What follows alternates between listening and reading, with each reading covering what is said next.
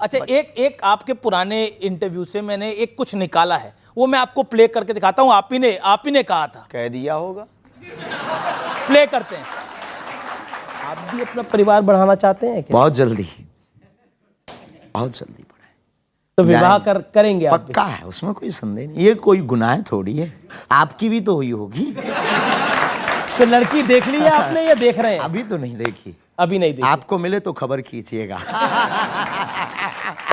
तो अब से कुछ दिन पहले, कुछ साल पहले तक तो आपने लड़की नहीं देखी थी, आपने देख ली है?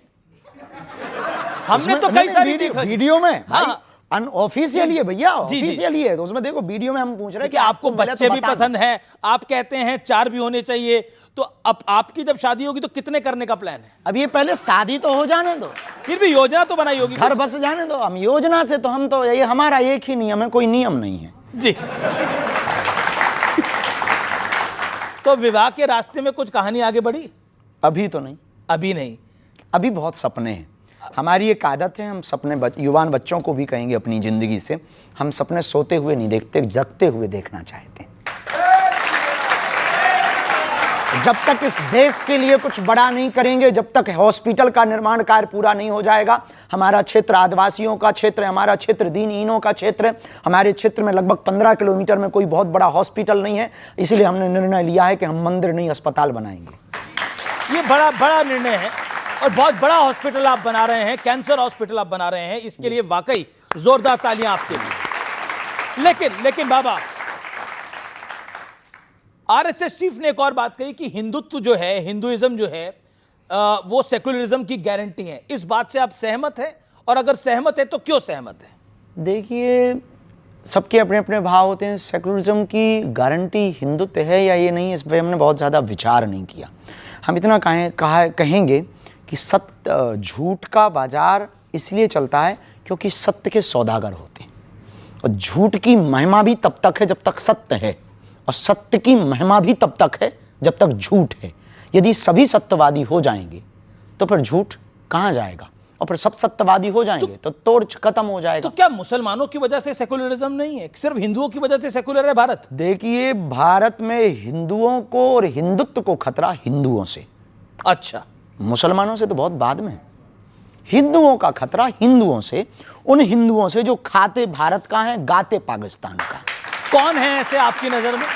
आप जैसे फॉर एग्जांपल आपकी न्यूज़ों पर बहुत लोग आते रहते हैं जो कहते रहते हैं कि हमें भारत में डर लगता है। आपकी न्यूज़ों पर आते रहते हैं कि ये सब भगवा आतंकवाद है। आपकी न्यूज़ों पर आते रहते हैं जो हिंदुत्व पर टिप्पणी करते। आपकी न्यूज़ों पर आते रहते हैं जो पदयात्रा पर टिप्पणी करते। आपकी न्यूज़ों पर आते रहते हैं जो सनातन पर टिप्पणी करते। आपकी ही न्यूज़ पर आते रहते हैं जो गजवाए हिंद चाहते हैं। हम भगवाए हिंद चाहते हैं। भगवाए हिंद चाहते हैं आप, लेकिन आपने भगवाए हिंद में फिर हम टोकें जी। भगवाए हिंद में यह गारंटी है कि मुसलमान रहेंगे। भगवाए हिंद में यह गारंटी है कि सिख ईसाई सब रहेंगे, पर गजवाए हिंद में यह गारंटी नहीं है कि हिंदू रहेंगे। जी, लेकिन मैं भगवा हिंद और गजवा हिंद पर भी आऊंगा, लेकिन आपने युवाओं की बात करी। आजकल का युवा जो है वो ज्यादा रील में रहना पसंद करता है, रियल में रहना पसंद नहीं करता। वो रिलेशनशिप में यकीन नहीं करता, सिचुएशनशिप में यकीन करता है। क्या कहना चाहेंगे? बहुत अंग्रेजी बोल दिया आपने। इतनी अंग्रेजी हमारे ऊपर से निकल जाती है, इसका हिंदी बता दो, हम जवाब दें। जी, बेसिकली उसे लगता है कि शादी ब्याह में कुछ नहीं रखा, हम किसी के साथ रहें, हम कुछ भी करें और हम आगे बढ़ें। पश्चिमी कल्चर है, विदेशी कल्चर है, पश्चिम देशों का, भारत का नहीं है। हमारा भारत इसलिए महान है क्योंकि यहाँ मर्यादा है, यहाँ संस्कृति है, यहाँ व्यापारवाद में परिवारवाद पहले है।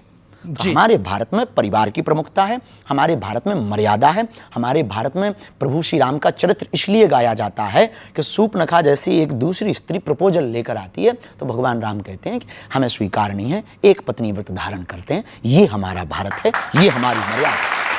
और रामचरितमानस की खूबी देखना, राम जी के सामने जब सूर्पनखा कहती है कि तुम सम पुरुष न मोसम नारी, आपके समान पुरुष नहीं, हमारे समान नारी नहीं। हम युवान बच्चों को, रामायण पढ़ने वाले प्रेमियों को कहना चाहेंगे, जरा सीखना प्रभु श्री राम से। जो लोग कहते हैं कि हमारी गलती नहीं है, उनको सीखना चाहिए कि वो बहका दिया इसलिए हम बहक गए। उनके मुंह पर यह सबसे बड़ा तमाचा है रामचरितमानस का पात्र कि जब सूर्पनखा आती है वो कहती है कि आपके समान पुरुष नहीं, हमारे जैसी नारी नहीं। तब राम जी जवाब उससे बात उससे करते हैं, लेकिन सीतः चितय कही ते ही बाता, देखते जानकी माता की तरफ है, बात सूपनखा से करते हैं। किसी ने पूछा कि बात आपसे सूपनखा कर रही पर आप देख जानकी जी की तरफ क्यों रहे, तब प्रभु श्री राम ने जवाब दिया कि कोई पराई नारी हम पर डोरे डालने आवे तब अपनी वाली को देखना चाहिए।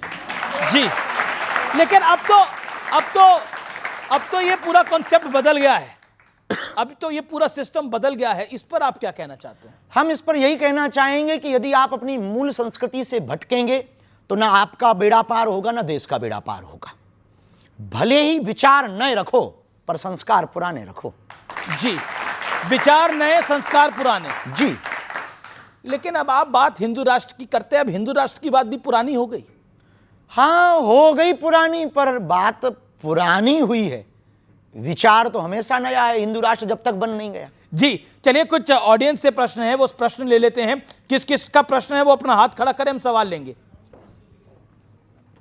महाराज जी, क्या साधु सन्यासी और कथावाचकों के मंच पर नेताओं का आना उचित है?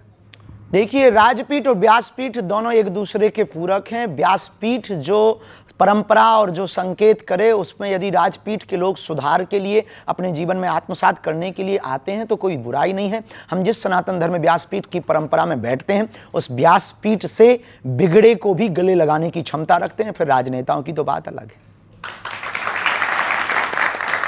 सुधारने के लिए कोई भी आ सकता है, सुधारने के लिए नया है। जी जी, व्यासपीठ ज्ञान लेने की जगह है, देने की जगह नहीं है। व्यासपीठ सनातन को चमकाने की जगह है, खुद का चेहरा चमकाने की जगह नहीं है।